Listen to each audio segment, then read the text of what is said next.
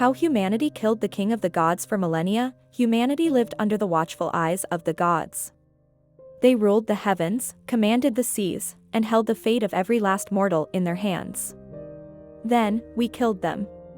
But this was no ordinary murder. The weapon wasn't a sword or a spell, but something far more powerful, our own minds. This isn't a story of literal deicide. It's the story of how we, as a species, pulled off the greatest regicide in history.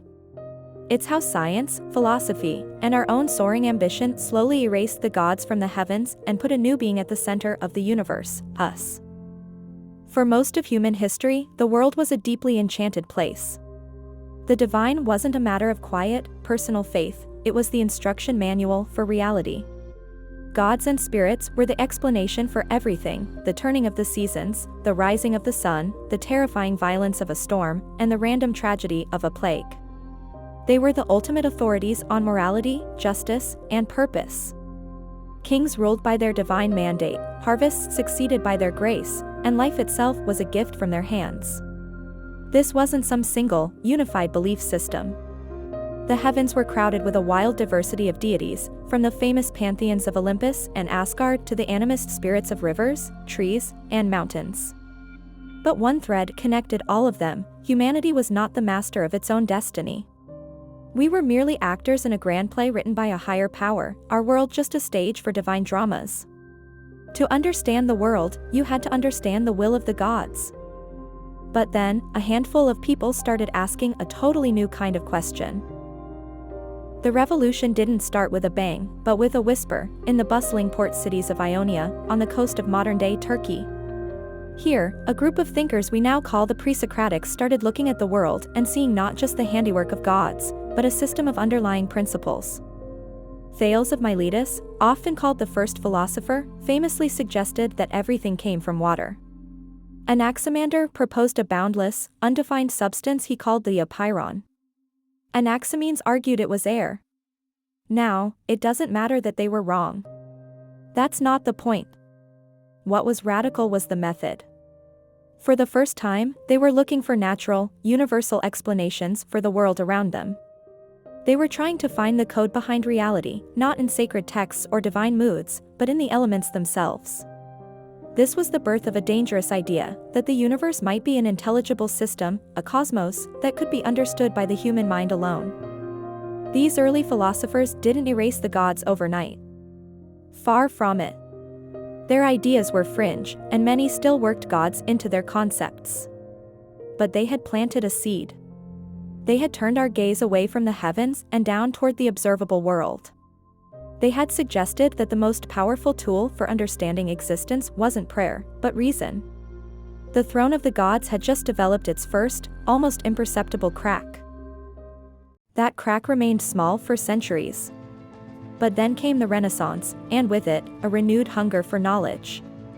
The revolution that had begun as a philosophical inquiry was about to get armed and dangerous. The first blow was aimed at the sky itself. A Polish astronomer, Nicholas Copernicus, proposed a sun-centered model of the cosmos. But it was an Italian named Galileo Galilei who made that idea impossible to ignore. Pointing his newly crafted telescope at the heavens, he saw mountains on the moon, spots on the sun, and tiny moons orbiting Jupiter. These weren't the flawless, unchanging orbs that ancient philosophy had described, they were physical places. And Jupiter's moons proved that not everything revolved around the Earth. Galileo's famous conflict with the Catholic Church is often painted as a simple battle of science versus religion. The reality was a messy storm of politics, personalities, and theological turf wars over who had the authority to interpret the universe. Galileo was ultimately found vehemently suspect of heresy, not just for what he saw, but for challenging a centuries-old cosmic and social order. But the damage was done. The telescope had revealed a cosmos that didn't seem to follow the script, and humanity's central place in it was no longer guaranteed. If Galileo unchained the Earth, Isaac Newton handed humanity the rulebook for the cosmos. With his laws of motion and universal gravitation, he showed that the same force that makes an apple fall to the ground is what keeps the moon in orbit. The universe, it seemed, wasn't run by the unpredictable whims of deities, but by elegant, predictable, mathematical laws. It was a grand, intricate machine. And if it was a machine, it could be understood, predicted, and maybe, eventually, mastered. This new, clockwork universe metaphor lit the fuse for the Enlightenment, an age that championed the power of human reason above all else.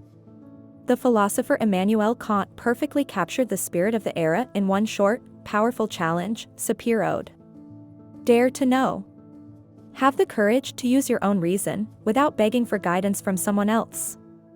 It wasn't an official motto, but it was a declaration of independence for the human mind.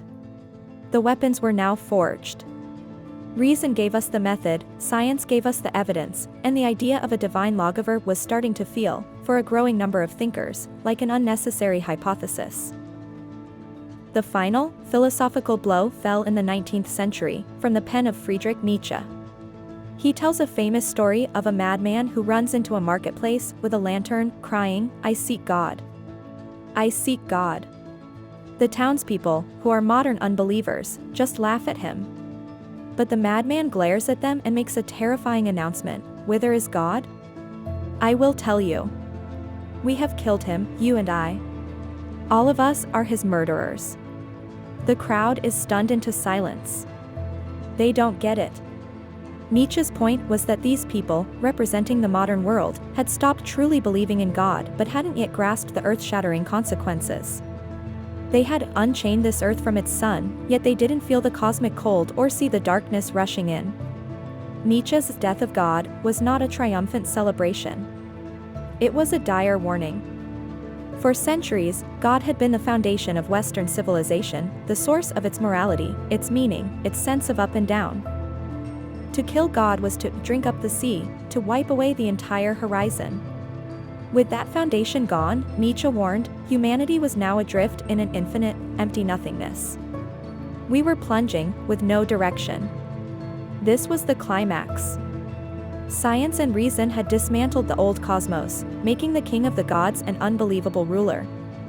Nietzsche simply had the courage to announce the regicide and ask the terrifying question that came next: now what? How shall we comfort ourselves, the murderers of all murderers? With the throne of heaven now empty, humanity didn't simply collapse. Instead, we started a new project, to take that throne for ourselves.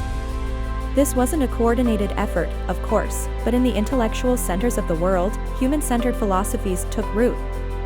Humanism declared that human beings are the source of their own value and meaning.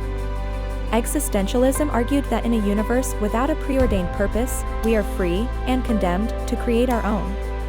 The argument was simple: humanity was the new center of the universe. We would decide what was right and wrong. We would determine our own purpose.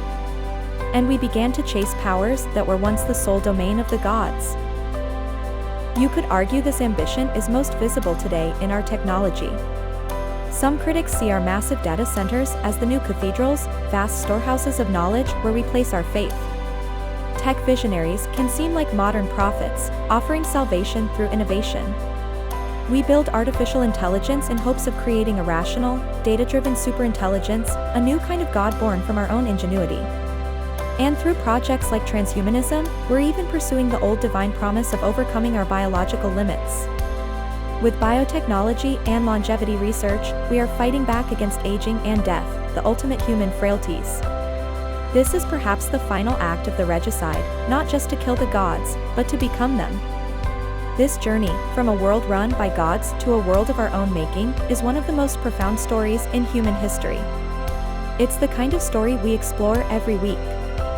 If you're fascinated by these huge ideas about philosophy, science, and what it means to be human, think about subscribing and joining the conversation. We began with a murder, but as we've seen, it was a symbolic one. We dismantled the divine explanation for the universe piece by piece, replacing it with the scientific method, rational thought, and humanistic values. We looked into the heavens, and, instead of seeing the home of the gods, we saw a new frontier for our own ambition. We took the crown from the king of the gods and placed it squarely on our own heads. But the story isn't over. The madman's final words were, "I have come too early." He knew the true weight of what we had done would take generations to fully sink in. And so, the ultimate question remains unanswered. Now that we've put ourselves at the center of the universe, what will we create? What is our new purpose? And will we be benevolent rulers?